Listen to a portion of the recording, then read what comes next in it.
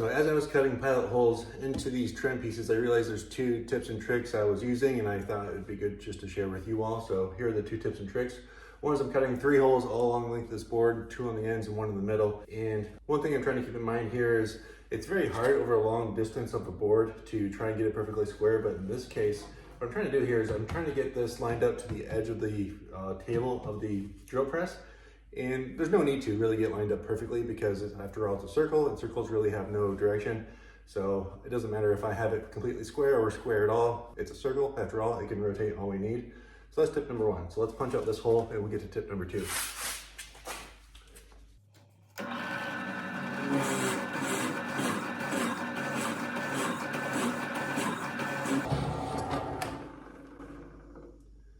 All right, so as I said, I can rotate that board all I want, and the circle is still going to be a circle at the end of the day.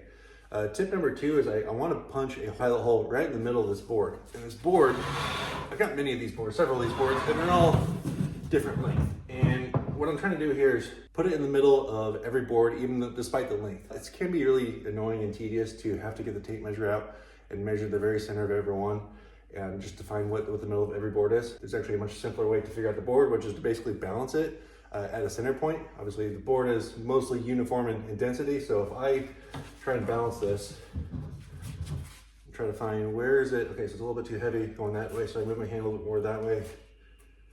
And so here, I can see, I can feel in my fingers where's the most pressure.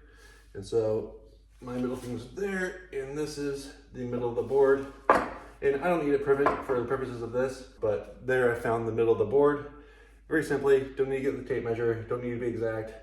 The weight will tell me itself along with gravity, and now I can line this up to where I want it to be and punch out another pilot hole.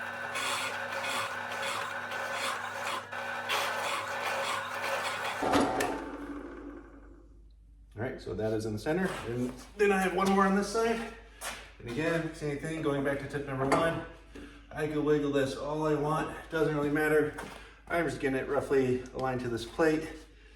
I'm punching out a circle after all.